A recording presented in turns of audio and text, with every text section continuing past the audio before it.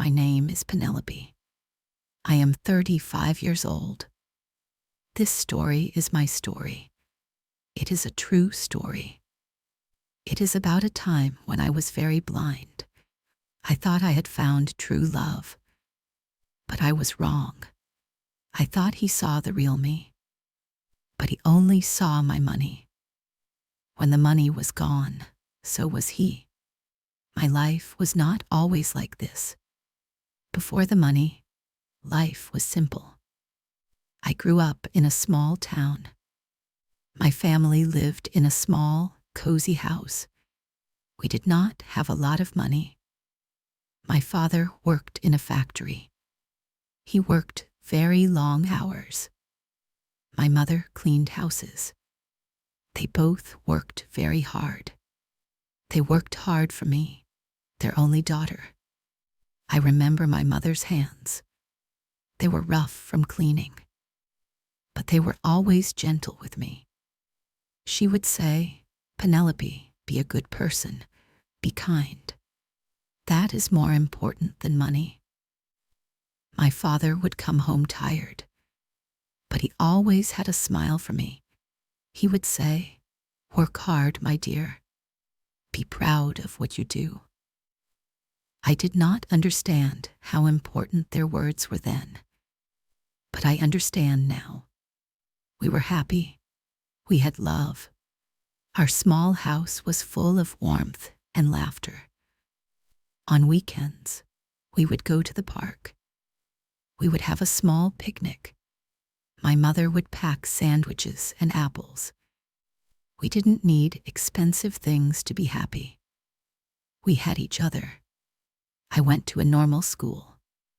I was a quiet child. I loved to read books. Books were my escape. They took me to different worlds. I had a few close friends. We would talk for hours about our dreams. My dream was simple. I wanted a small house with a garden. I wanted to work with books, maybe in a library or a bookstore. I wanted a quiet, peaceful life. After I finished school, I got a job at a small bookstore in town. It was my dream job. The store was old and smelled of paper and dust. I loved it. I helped people find books. I talked to them about stories. My life was small, but it was mine. I was happy. I lived in a small apartment. It was not fancy, but it was clean and sunny. I had my books. I had my friends. I thought my life would always be this way, simple and happy. Then, when I was 28 years old, everything changed. My grandmother passed away. I loved her very much. She was my mother's mother. She was a kind, quiet woman. She lived in a small cottage by the sea. I visited her every summer. We would walk on the beach and collect seashells. Her death made me very sad. A week after her funeral, I received a phone call. It was from a lawyer. I was confused. Why would a lawyer call me? He said, "Ms. Penelope, I am calling about your grandmother's will." I thought she had left me her small cottage.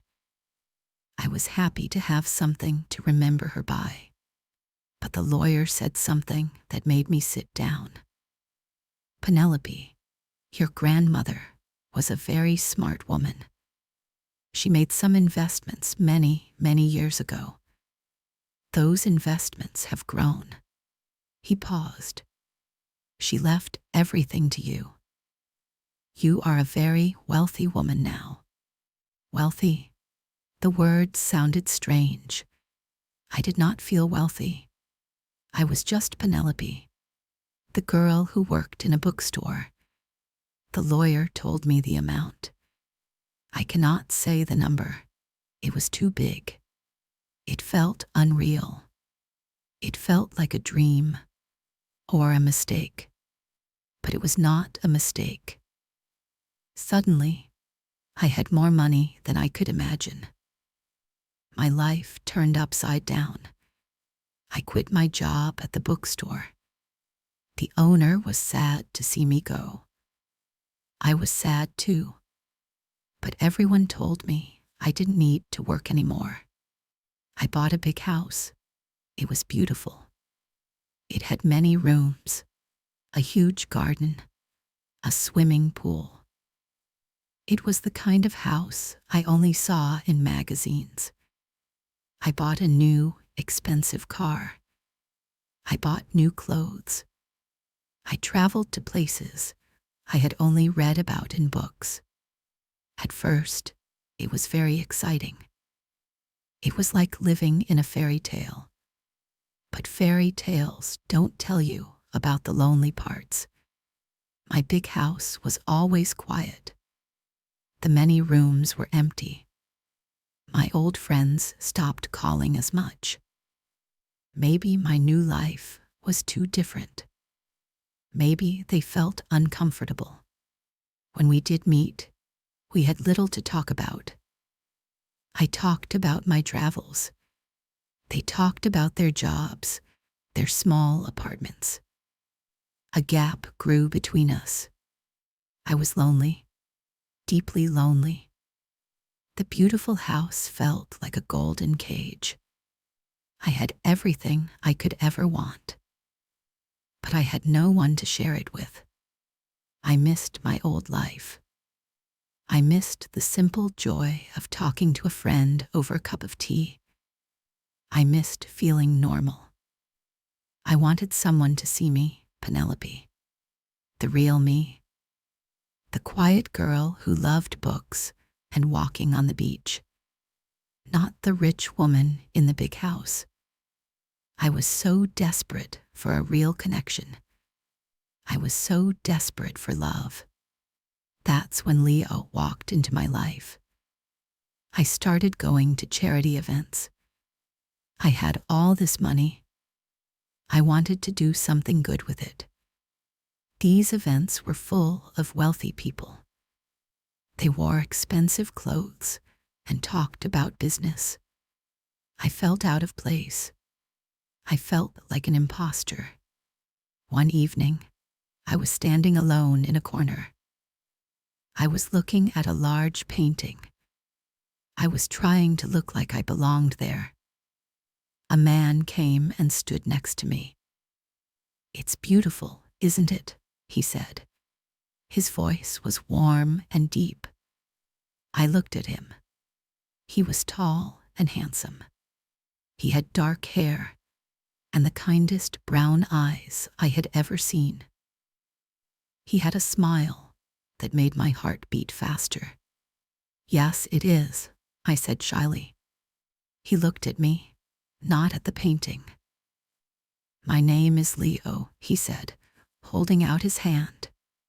"Penelope," I replied, shaking his hand.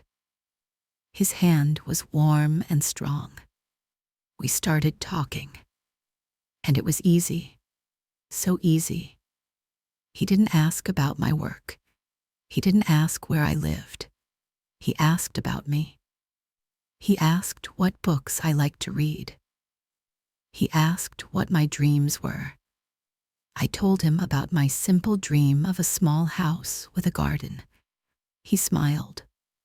"That's a beautiful dream," he said. He listened. He really listened.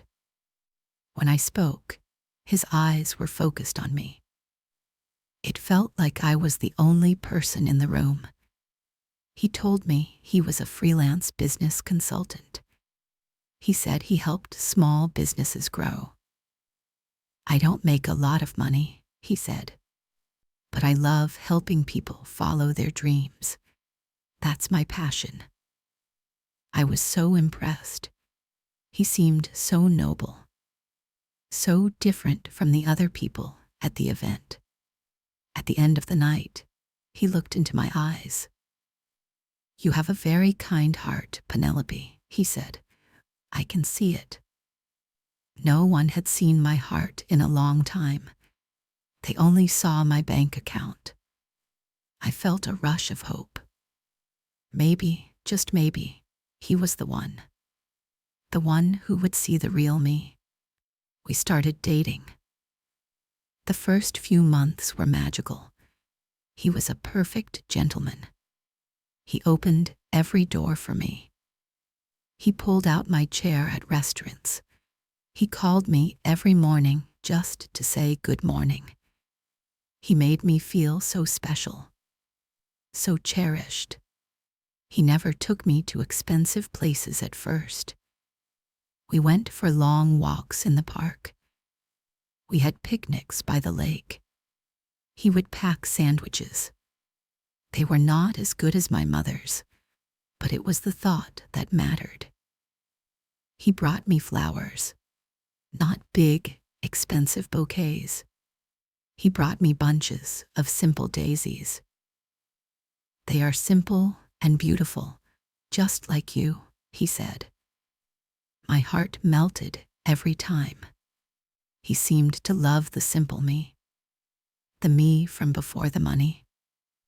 We talked for hours about everything and nothing. He told me about his childhood. He told me he also came from a simple family.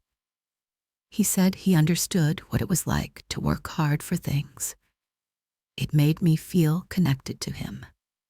My big, empty house didn't feel lonely anymore. It was filled with his voice, his laughter. He would cook dinner for me sometimes. We would dance in the living room to old music. I felt alive again.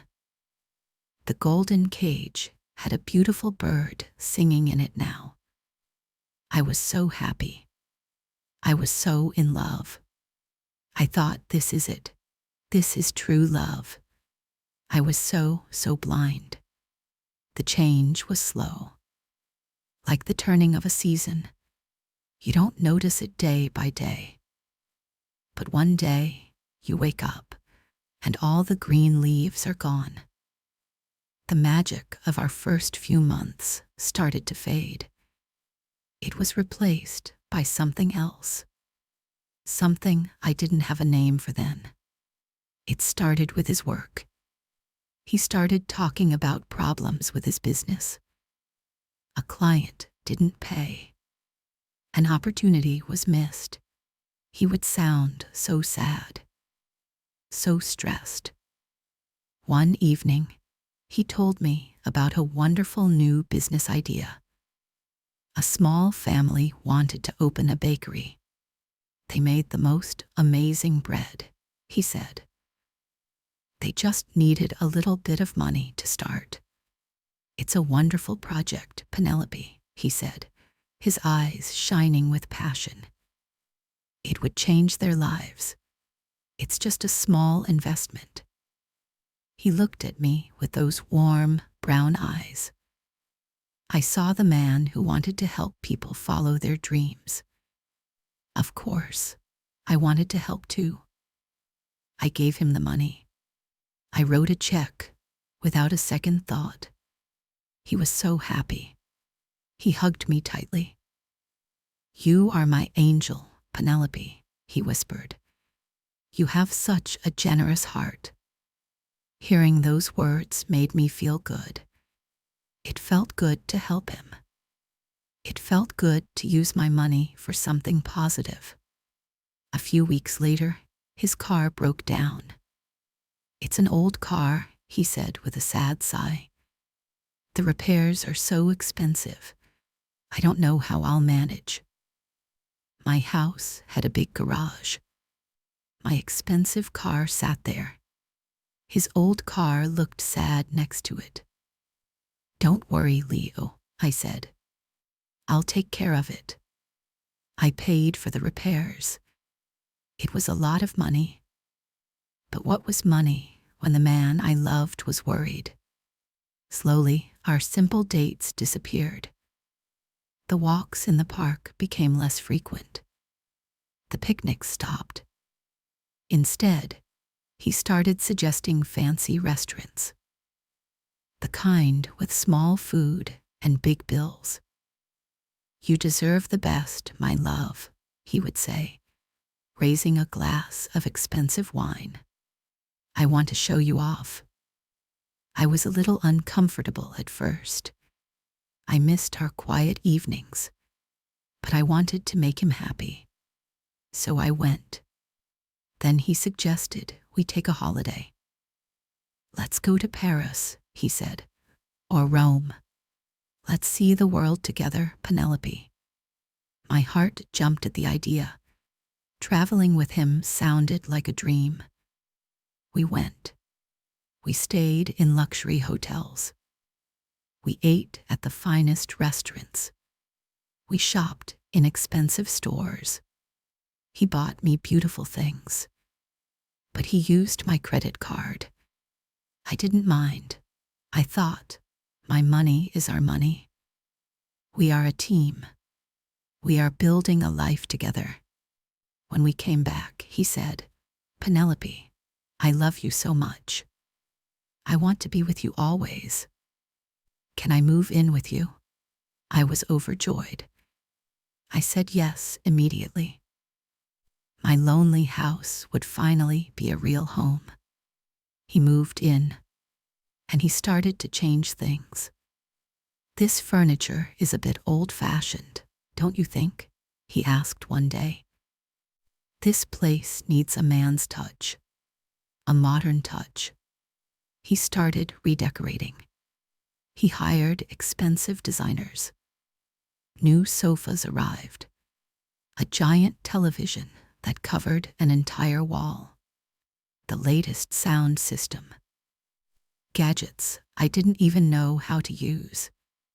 The bills came in my name. I paid them. I told myself that a happy home for him was a happy home for me.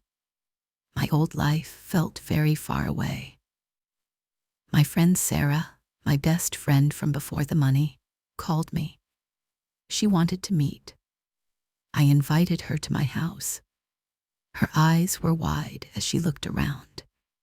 She saw the new furniture, the giant TV. She saw Leo, who gave her a quick, charming smile and then ignored her. We sat in the kitchen. It was also new and modern. It felt cold. "This is something," Sarah said. She looked at me. Really looked at me. "Are you happy, Penelope?" "Of course I am," I said, a little too quickly. "I'm in love."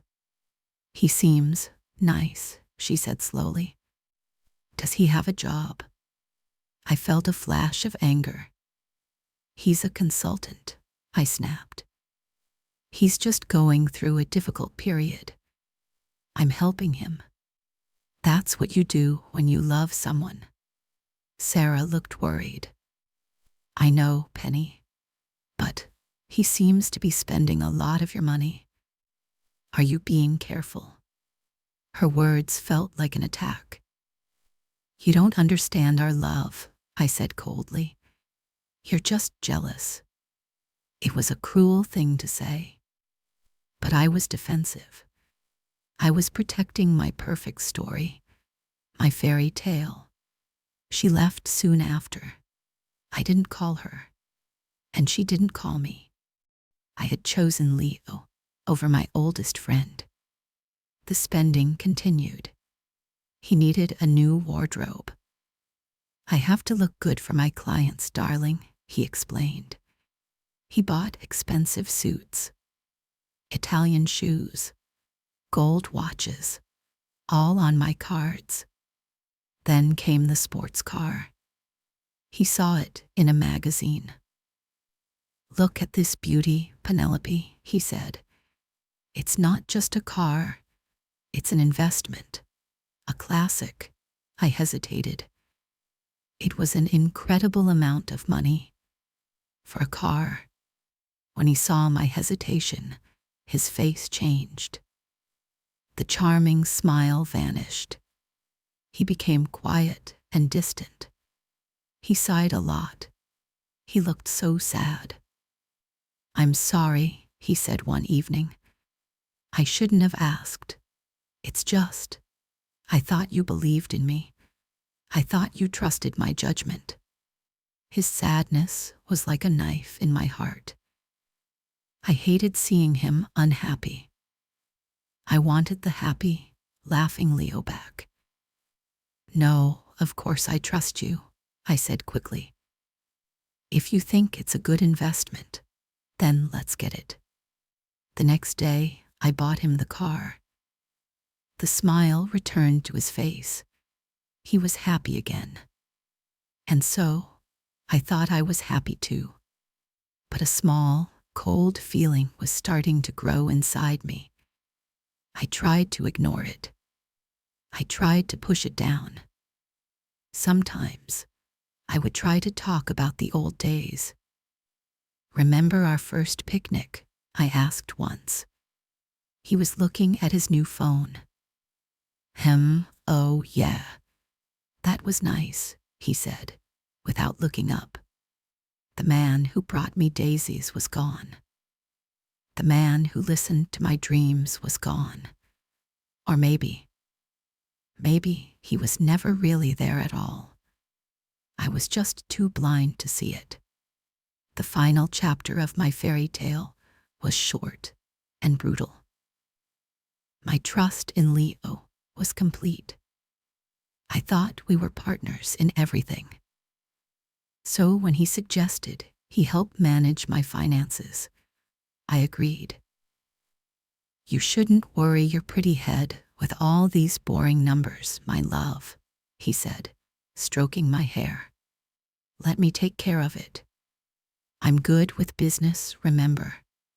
It seemed logical. I hated dealing with the bank. I hated the confusing statements. I trusted him. I gave him access to my bank accounts. I signed the papers he put in front of me. I gave him complete control. It was the biggest mistake of my life. The mistake that cost me everything. For a while, life continued its glittering, expensive course. We took more trips. He bought more things. He talked about big investment plans. He was always on his phone, talking to business partners. I didn't understand the details. I just smiled and trusted him. The phone call came on a Tuesday morning. It was from the bank manager, Mr. Harris. He was an older man who had known my grandmother. He had always been kind to me, but his voice on the phone sounded strange. It was serious. Worried. "Miss Penelope," he said, "I need you to come to the bank. We need to talk about your accounts." A feeling of ice spread through my chest. "Is something wrong?" I asked. "It's better if we talk in person," he said. I drove to the bank in the fancy car he had left for me that day. The sports car was at the shop. My hands were shaking on the steering wheel. I walked into Mr. Harris's office. He looked grave. He didn't smile. "Please, sit down," he said. He laid out some papers on his desk. They were bank statements. There were long lists of numbers. "Penelope," he said gently, "I am very concerned. There have been some very large withdrawals from your accounts, transfers to other accounts, investments in companies that, well, we can't find any record of them." I stared at the papers. I didn't understand. "Leo is managing my finances," I said. "He is making investments for our future." Mr. Harris looked at me with sad, pitying eyes. "Penelope," he said, his voice soft. "The investments are not real. The accounts the money was transferred to are overseas. The money is gone." "What do you mean, gone?" I whispered. Most of it is gone, he said. Your inheritance. It's nearly all gone. The world stopped. The air left my lungs. I couldn't breathe. I couldn't think. Gone, all of it, gone. My grandmother's legacy. My future, gone. I don't remember driving home. I think I sat in the car for a long time in the bank's parking lot. When I walked into my beautiful house, it felt different. It felt cold and alien. All the expensive furniture, the art, the gadgets, they looked ugly. They looked like props on a stage. The stage for a very long and convincing play. And I was the fool. Leo was in the living room, reading a car magazine. He looked up when I came in. He smiled his charming smile. "Hello, my love," he said. "How was your day?" I walked towards him. The bank statements were crumpled in my hand. I threw them on the table in front of him. "What is this, Leo?" I asked. My voice was a broken whisper. The bank called me. They said the money is gone. He looked at the papers. Then he looked at me. He tried to lie. He tried to act surprised. "What? That's impossible," he said, his voice full of fake concern. "The bank must have made a mistake. I'll call them right now and sort this out." But I wasn't looking at his face anymore. I was looking into his eyes, and for the very first time, I saw them clearly. The warmth was gone. The kindness was a lie. Behind the beautiful brown color, there was nothing, just coldness and a flicker of panic. He knew the game was over. "Where is the money, Leo?" I asked again. My voice was stronger now. His face changed. It was like a mask fell off. The charming smile disappeared. It was replaced by an ugly, twisted sneer. It was a face I had never seen before. The face of a stranger. "The money is gone," he said. His voice was flat, cold. "We spent it. You liked the fancy trips, and the expensive toys too, didn't you? But the investments," I stammered. "The bakery, the companies." He laughed. It was a short, cruel sound. It echoed in the silent, cold room. "Oh, Penelope," he said, shaking his head. "You really are a fool. So naive. So desperate for someone to love you. You believed every single word I said. The words hurt more than losing the money. Much more, because he was right. I was a fool. I was desperate. You never loved me," I said. It was not a question. It was a fact. A terrible, sharp, painful fact. "Love you?" He laughed again, louder this time. "I loved your money, and now the money is gone. So I'm gone too." He stood up. He walked calmly to the bedroom. I just stood there, frozen. I couldn't move. I heard him opening drawers. He came out a few minutes later with a small bag. It was filled with the expensive clothes I had bought him. He walked to the front door. He picked up the keys to the sports car from the small table. "I'll be taking this," he said. "A little parting gift." He opened the door. He didn't look back. He didn't say goodbye. He just left. The door clicked shut behind him. I was alone. In the middle of the huge living room, surrounded by all the beautiful, expensive things that meant nothing. The silence was the loudest sound I had ever heard. He was gone. The money was gone. My fairy tale was over. It had all been a lie, and I had never felt so poor or so alone in my entire life. The days after Leo left were a blur of gray. I felt like a ghost in my own house. The beautiful house was no longer a home. It was a museum of my stupidity. Every expensive object was a reminder of his lies and my blindness. I had to sell everything. The house, the furniture, the art, the expensive car he had left behind. The sports car was gone forever. Piece by piece, my new life was taken apart. It was humiliating.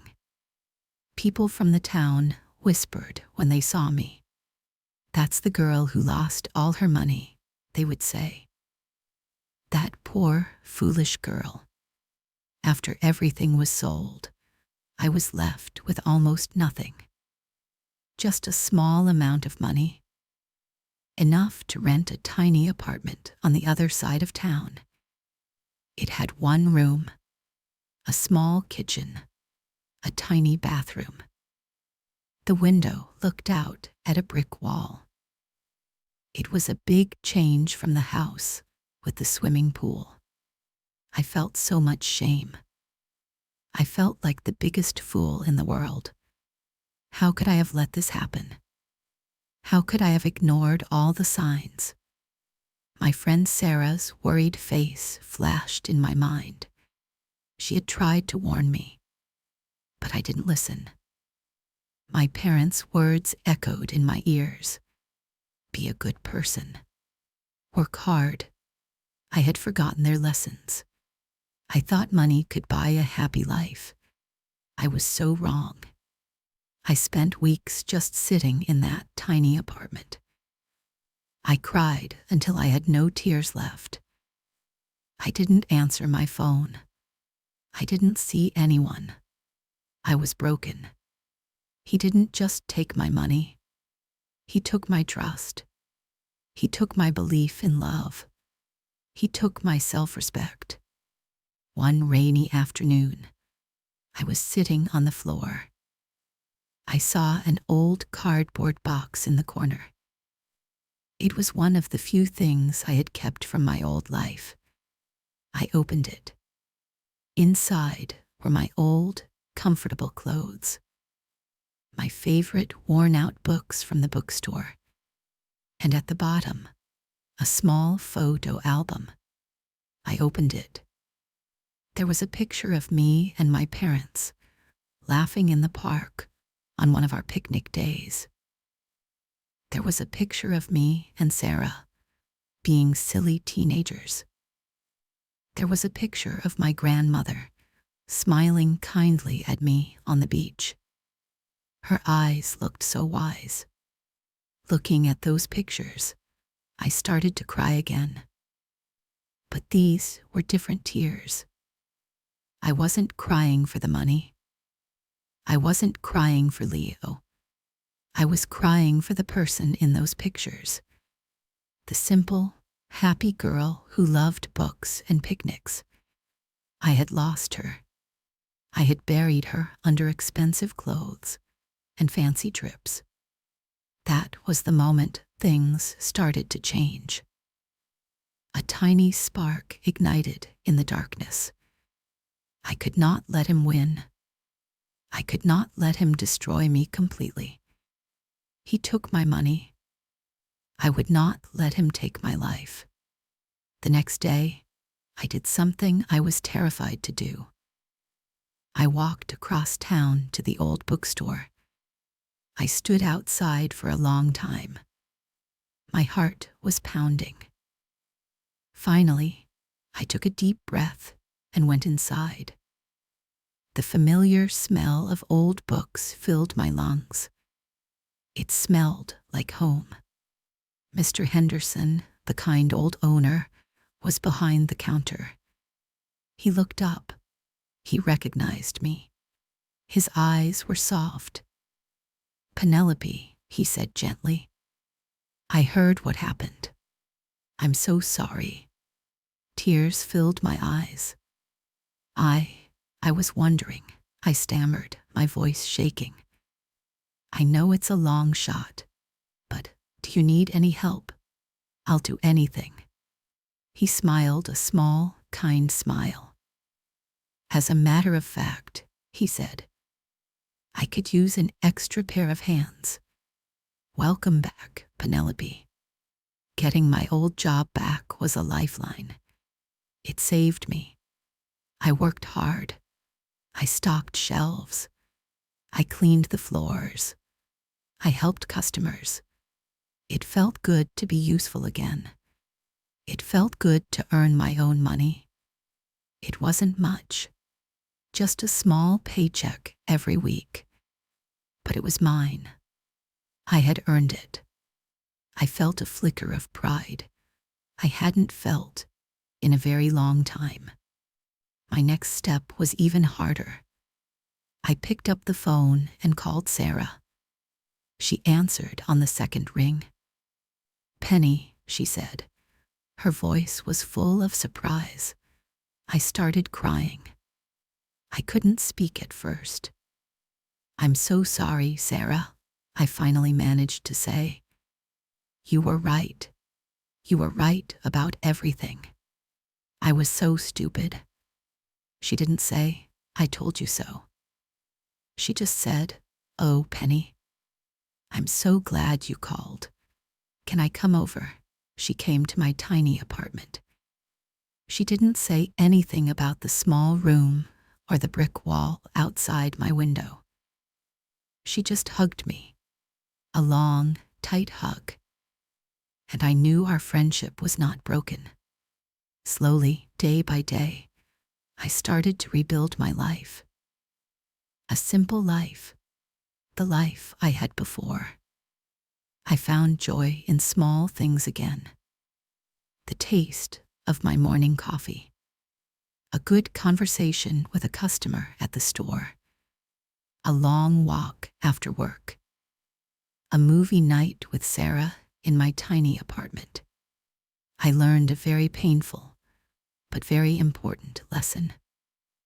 Money cannot buy happiness, and it certainly cannot buy true love.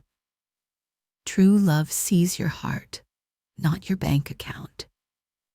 True love is a picnic in the park, not a fancy dinner in Paris. True love is a friend who tells you the truth, even when it hurts. Leo never saw me.